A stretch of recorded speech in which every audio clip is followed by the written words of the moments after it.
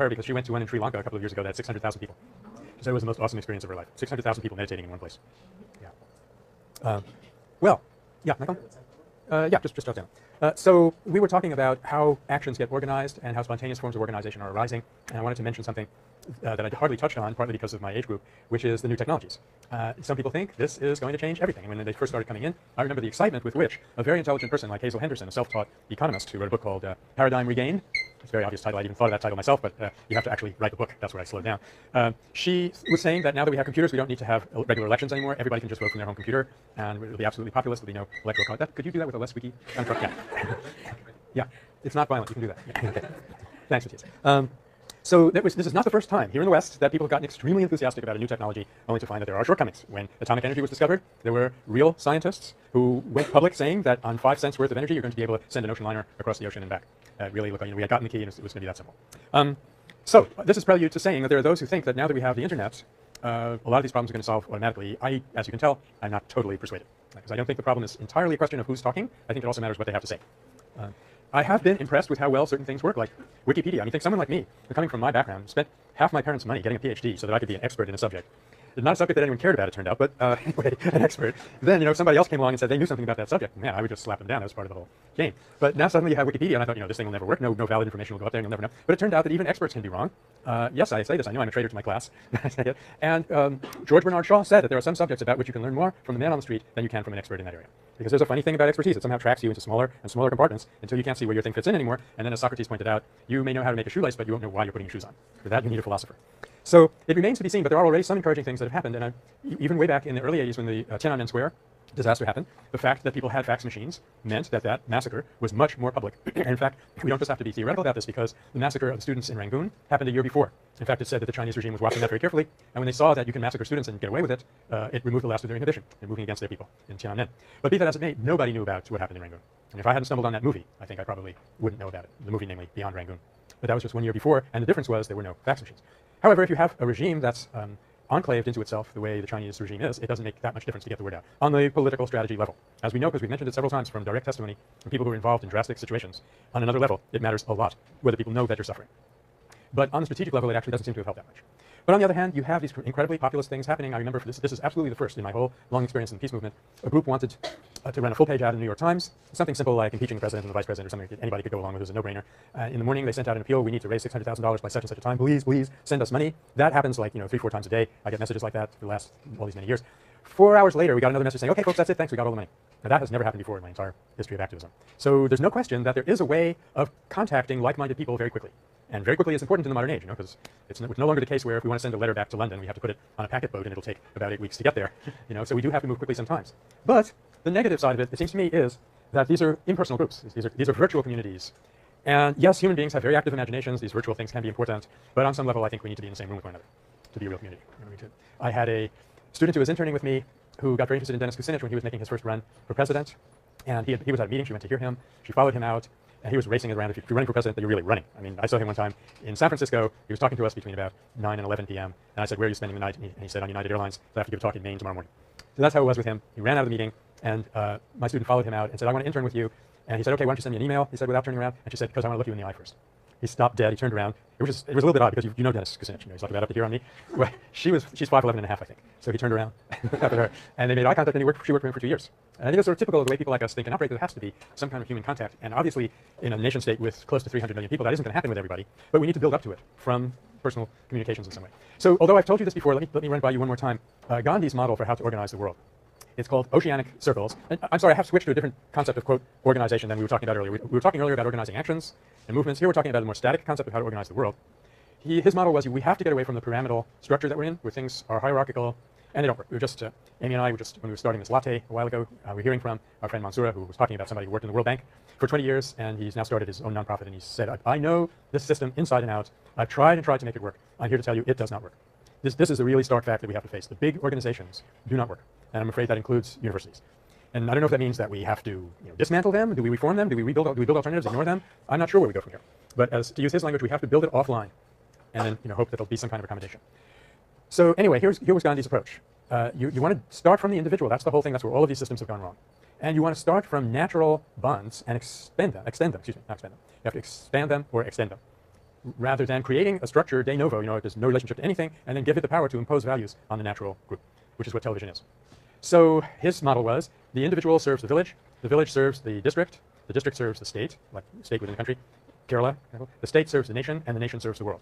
And that way the power is flowing outward, if you will, from the most basic unit, the real psycho-neurobiological unit of the human individual, out to the world and not the other way around.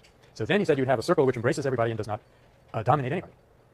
Now the key, of course, is in the word service. So you're capturing that service energy to run the world on rather than the exploitation energy to run the world on. The trickle-down theory, which is trickle-up in practice, as we've often mentioned. Okay, so I'm just sort of leapfrogging from point to point here, so fill in anytime you want to. I'm going to share another interesting concept with you that came from Paul Hawkins, who's a well-known grassroots economist in the model of, in the line of E.F. Schumacher and Hazel Henderson, who I just mentioned. In other words, someone who never got formal economic training, so he came out of it with his mind intact and could think about what really happens around material resources. I realize I have now dissed every field in the world except my own. I'll get around to that next week. But he was talking about this incredible expansion of NGOs. Now, if you talk even in terms of NGOs, non-governmental organizations that have been formally recognized by the UN, so they have a seat in the UN. I remember hearing from Elise Spaulding that they're doing a certain period of time. I heard this from her about 3 years ago. Those NGOs went from 5,000 to 20,000 in a couple of years. So there's an enormous explosion of this stuff happening. And he referred to it as the planetary immune system. You can sort of see how that works. The planet is very sick. It's coming apart on many different levels. It has a chronic fever at this point, which is not going to be fixed right away because, why is it not going to be fixed right away? Because it has a really cozy, fuzzy euphemism. Once you've got a euphemism, you don't need to fix anything. And the euphemism is global warming. It should be called planetary fever or something like that, although somebody would shortly make that the name of a rock band, I'm sure. So his term is planetary immune system, that all of these different units are springing up to heal the planet in various ways. Okay. One other thing I wanted to touch on here very quickly as part of culture in the very general sense is people and groups who are opting out of the centralized consumerist economic system. And this also, I once did a little bit of research on this. It would have been much faster if I'd used Wikipedia, but I didn't know about it at that point. This also is happening, I guess you could say spontaneously, though a certain amount of imitation and learning goes on, and spreading very rapidly. And one of the simple ways that this operates is people getting off the money system. And they just don't issue money and they don't use it, at least within that system that they operate in. Instead, they exchange energy credits. Like you need somebody to paint your fence. I'm thinking of American fiction. Someone needs to paint your fence, you give them a dead rat on a string, that Tom Sawyer kind of thing. But seriously, people come over to your place, they work on it, and you give them a chit. Like, you put in 10 hours work. So, this is worth a certain amount that I can do for you on another occasion. So it turns out that there's no law that says that you have to use legal tender, public and private. It's there for your convenience. But the Treasury Department says, hey, if you want to use pine cones, that's okay with us. I'll give you 4 pine cones for a basket of eggs or whatever. As long as you can agree on how much a pine cone is worth, you'll have a perfectly functional system.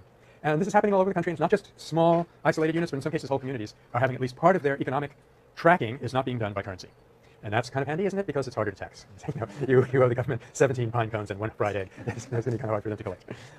Similar to that, and very basic now, is to try to reverse the drastic commodification of agriculture. Agribusiness has been a disaster for the planet, for small farmers. And when small farmers fail, whole cultures fail with them. Because I don't know how many of you grew up on a small farm. I saw one once. And they didn't have any in Brooklyn. It's a very different way of life. They're very different people with very different values.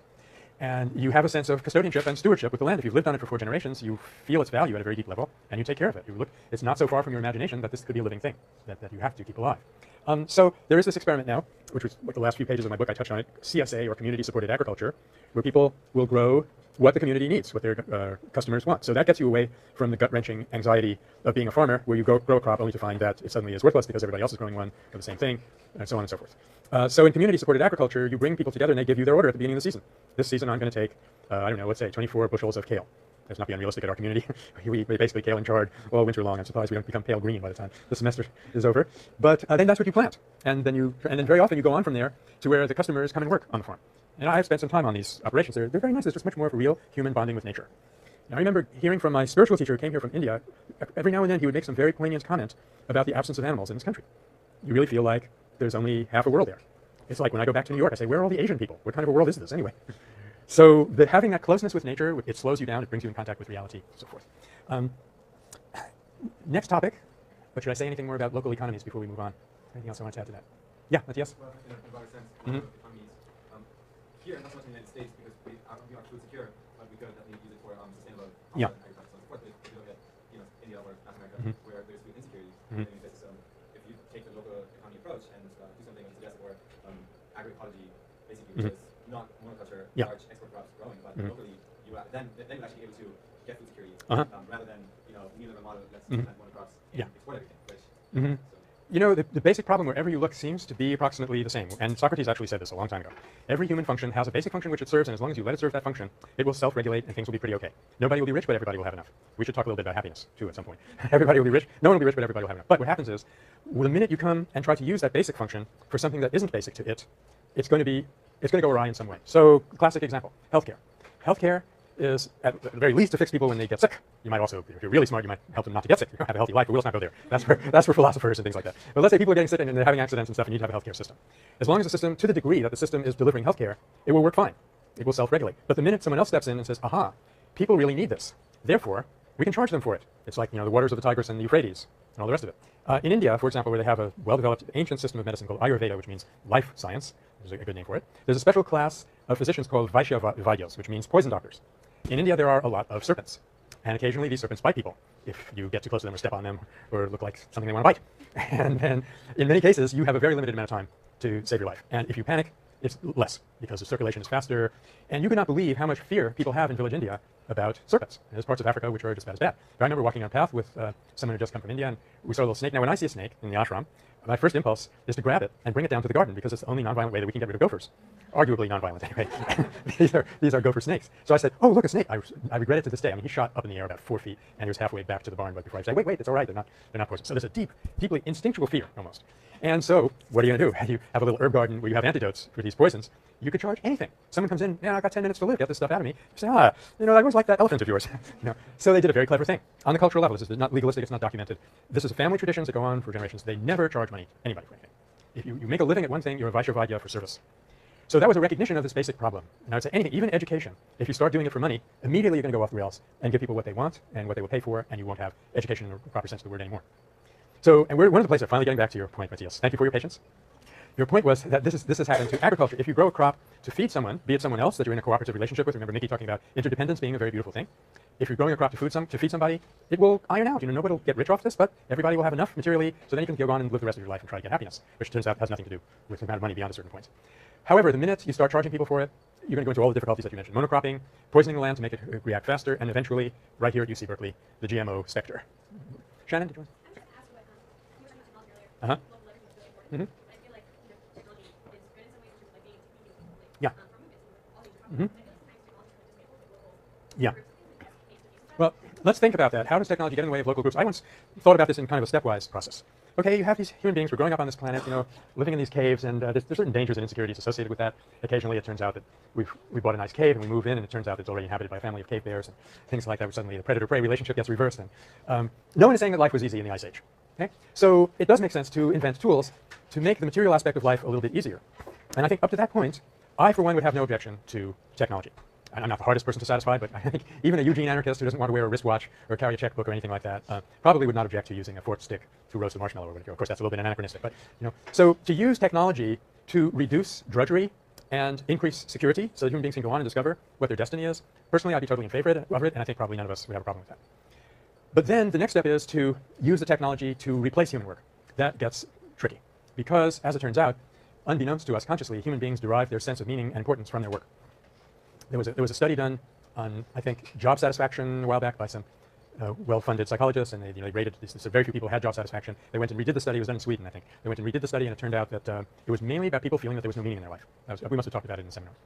So, and this is probably why that Sharif and Sharif phenomenon works. When you're working on a joint project with somebody, you are building community with that person on a very deep level because that's where your meaning comes from. So once you start using technology to substitute for work, you're on your way. It's on a slippery slope. You'll be making a mistake.